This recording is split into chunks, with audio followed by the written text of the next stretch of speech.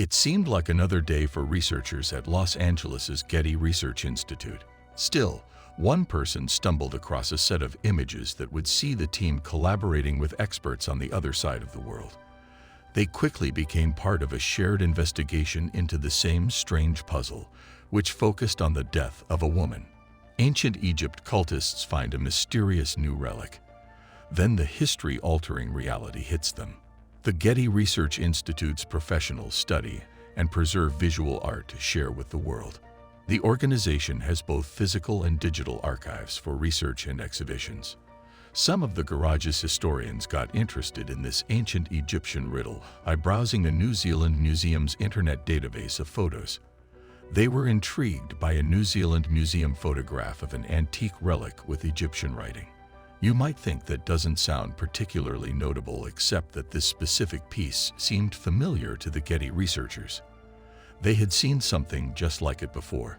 Still, after diving into their archives at the Gray, the researchers realized they had access to an artifact that appeared to fit perfectly with the one from New Zealand.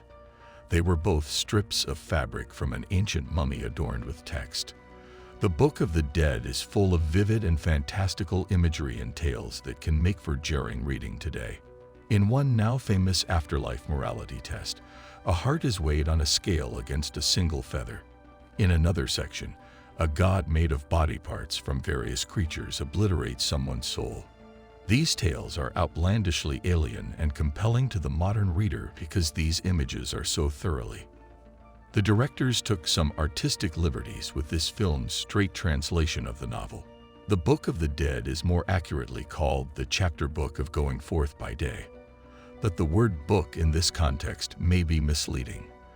For starters, you may think a single author wrote it, but the tome was never intended to be a single work written over many years with different contributors. The compilation is a relatively recent phenomenon. The Book of the Dead of modern history begins in 1842 with a German historian named Karl Richard Lepsius, who organized and compiled the texts in a way the general public could understand. Thanks to him, people's understanding of ancient Egypt and its people was transformed. Specialists wrote the texts, so the quality of the right fighting was obviously dependent on each individual. The Book of the Dead helped modern historians understand the writings. The Book of the Dead is an amalgamation of multiple texts that evolved over ancient Egyptian history. The writings were originally only available to the royals of the civilization, meaning that only the highest elites could access its message. Later, views shifted, and affluent people outside of royalty gained access to the content.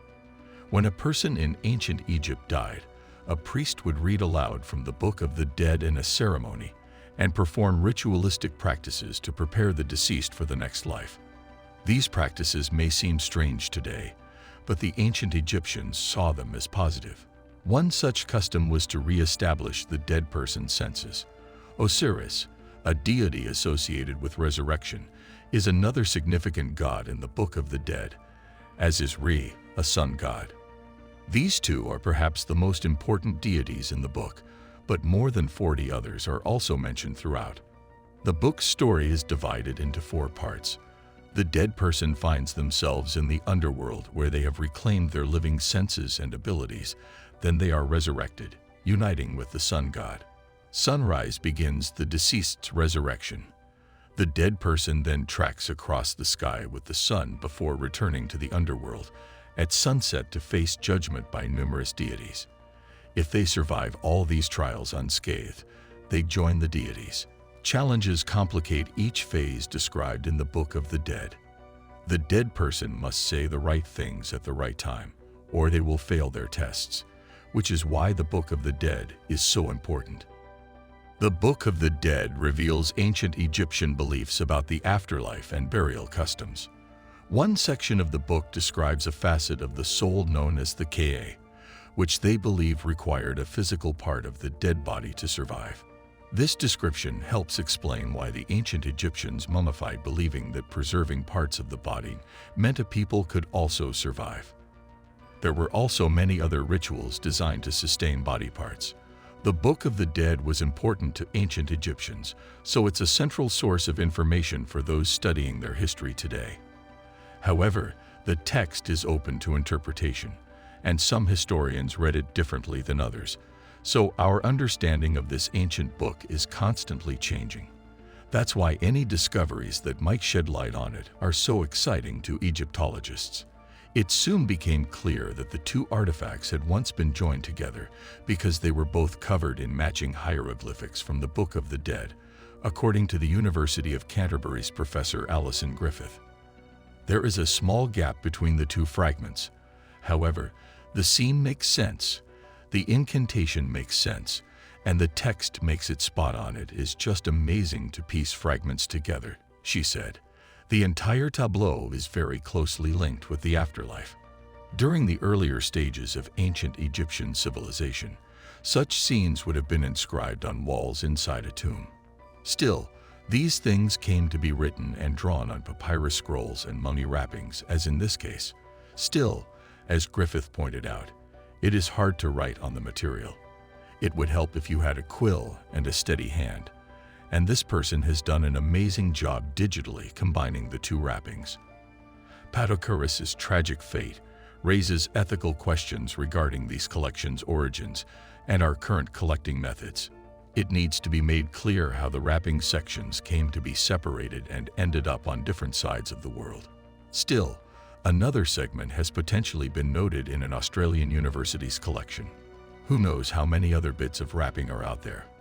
We at least know something about the piece of wrapping now held at the University of Canterbury, though the one at the Grey could be clearer as for the former.